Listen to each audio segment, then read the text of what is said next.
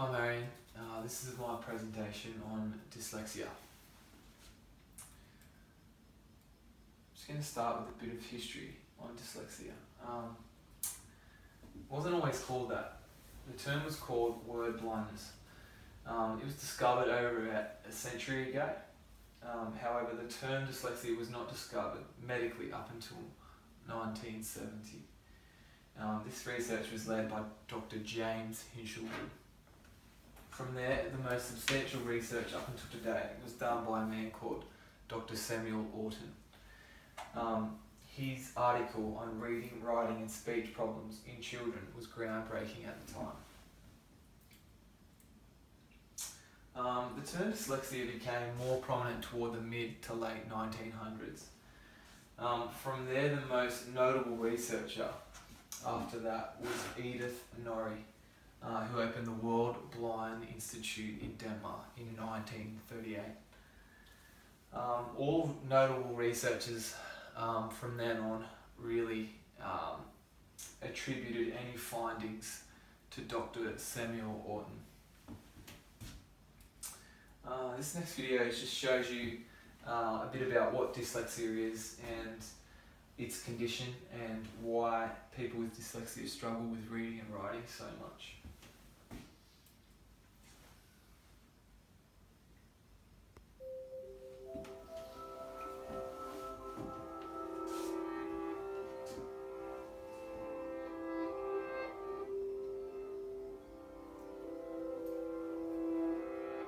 Take a moment to read the following.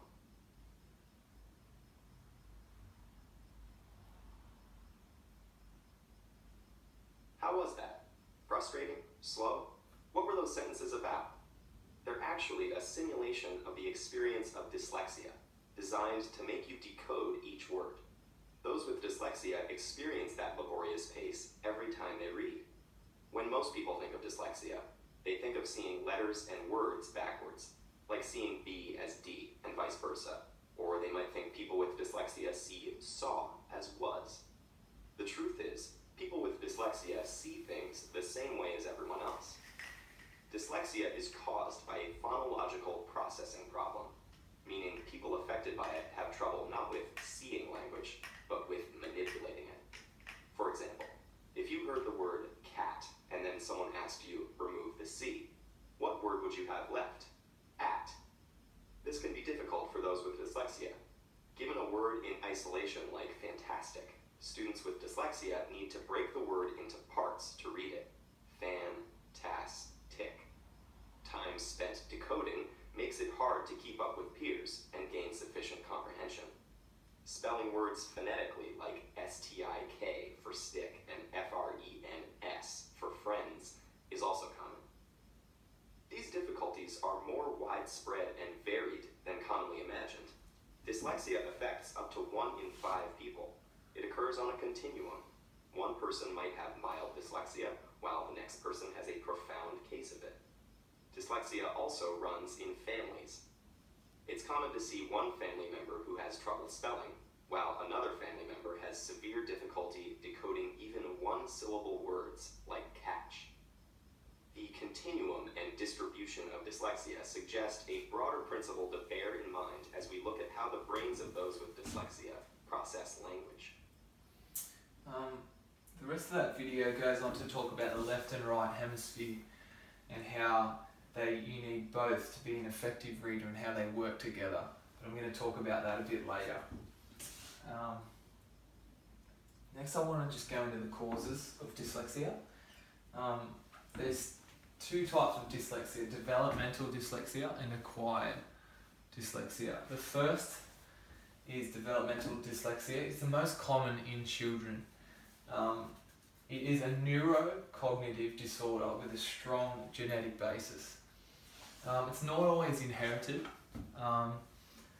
which means that a child can develop dyslexia even without dyslexic parents. This means that dyslexia can skip from family to family.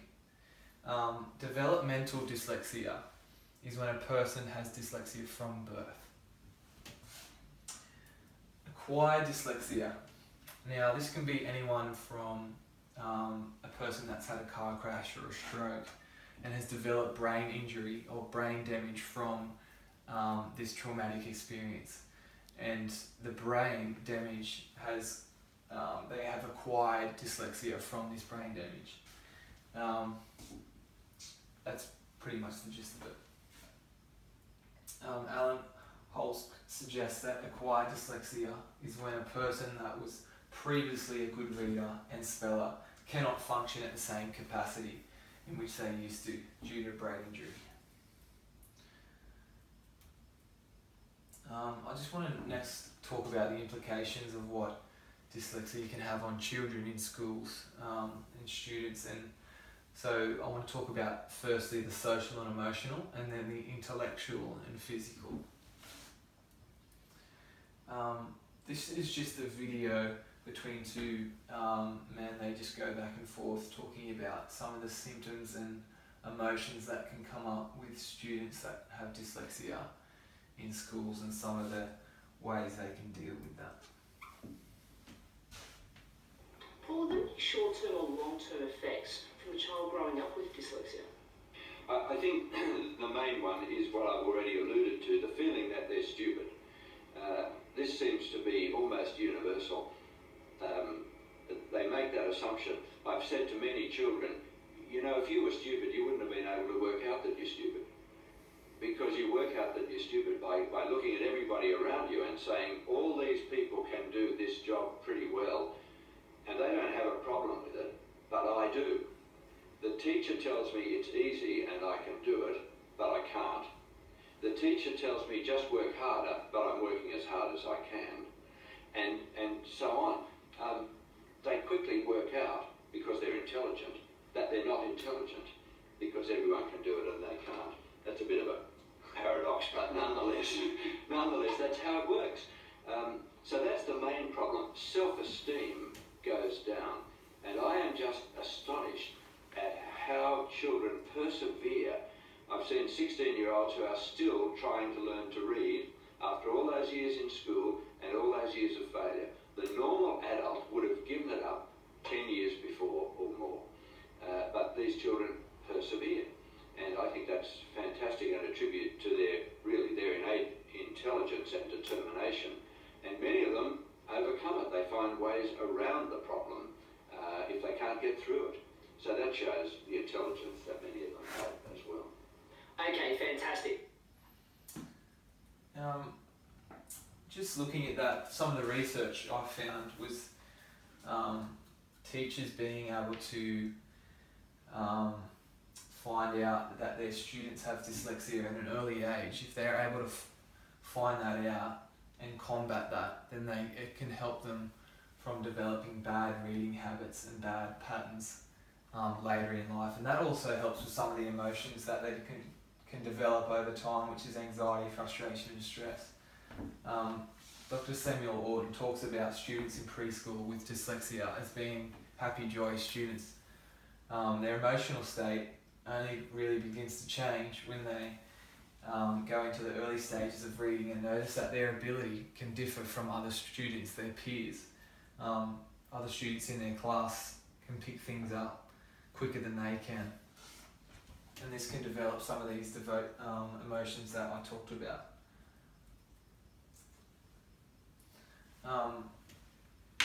Now into some of the intellectual and physical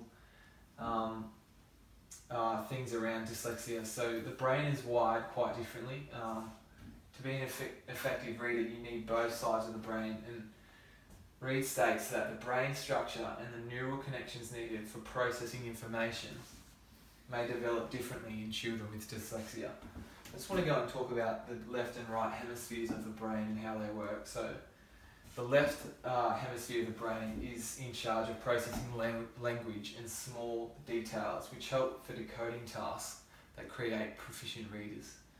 The right side, the right hemisphere of the brain, processes information at more of a holistic level. This helps with comprehension and understanding. And really, to be an effective reader, you need both to come together. In a dyslexic child's case, they might be high in one and low in the other. and vice versa. This is why it's so hard for them to decode and read and write.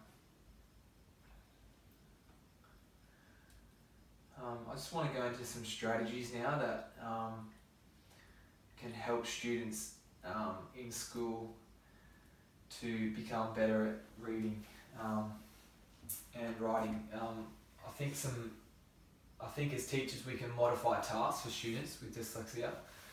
This can mean different means of assessing. Reducing the amount of print used during tasks. So a way to combat this, we can use tapes, pre-recorded tapes that explain what students have to do for their homework or a task that they need to do at school instead of having to read it. This can help them download that knowledge and actually produce better work and information. Students with dyslexia need a personalised learning plan. That means it's information and tasks are scaffolded for them, and it helps to know where they're heading. Use reading level appropriate material, and this is one I found very interesting, the digital game based learning, so using a lot of IT and using games that are linked to the curriculum to really coax kids into enjoying the learning and wanting to be a part of it. Understand student interest and incorporate work around them. So that can come back to the personalised learning plan, where finding more about the student. So for instance, Jimmy likes soccer, then I can incorporate his learning plan around his interest, which is soccer. This is going to help him engage more in the content and find that he's going to be able to learn more and hopefully learn at a quicker rate. A good way to help dyslexic readers is as a teacher, is to alleviate stress. A diagnosis early and equipping student with strategies for dealing with dyslexia before their social and emotional states begin to decline. So I just talked about that earlier with the video, when they're finding out that they can't quite keep up with other peers in the class. That's having an effect on their emotional state. Students aren't diagnosed with dyslexia until they have been subject to reading instruction. By the time they are diagnosed, they have already developed a sense that if I keep trying to understand and decode the content, I will understand without knowing that they need to actually have strategies to combat dyslexia. Literacy, instruction and intervention. I really like this because teachers like the learning plan that we create. We need to actually scaffold and model for them what good reading and good writing looks like. I think this one's really important because there's so much time spent decoding when dyslexic readers, when they're reading, they're decoding and trying to keep up. So just picture them doing an exam. Of course they're going to need more time to do a task, and this can go for homework too. I think it's okay to give dyslexic students additional time to complete their homework. Encourage students that need time to complete tasks to chip away at them and do a bit each night. So this may incorporate the secondary students, but I feel like in the later years with primary, year 5 and 6, this can also incorporate them too. I think allow students to create tasks using additional resources. They don't always have to use stuff that requires pen and paper. And a way to incorporate the whole class is to allow the whole class to do an assignment that would usually require writing down, using things like IT and art to express different ways they can do their work. This makes it fun, and this means that the dyslexic students don't feel like they're being segregated or left out. It's incorporating the whole learning process. Encourage students to work through slowly and thoroughly. This comes back to giving students extra time, but really knowing that they're doing the right thing on the task, so they can try do their best to get a good mark. And this is okay. Catering for other students in the class. This can be done by. This can be a balancing act sometimes. Allow all students to use additional resources to complete tasks. I went through that before. Have extra work prepared for fast finishing students. This is a given. They're going to need. Make sure this extra work is incorporated in the learning process. Sometimes I guess it can be something else, but most of the time it needs to be related to what they're learning about. Incorporate fast finishing students in the learning process. So allow students to help dyslexic students with their tasks. So really creating a buddy or a good work environment where fast finishers can help pull those dyslexic students and really even explain tasks to them so they understand it. It's really creating a good culture in your classroom, I think, and a good vibe between students.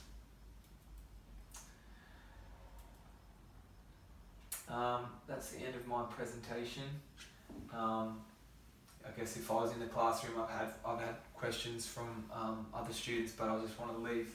Lastly, I think it's important as teachers that we recognise dyslexia early, and we're able to combat that and give students good strategies on how to deal with that, so their emotional and social state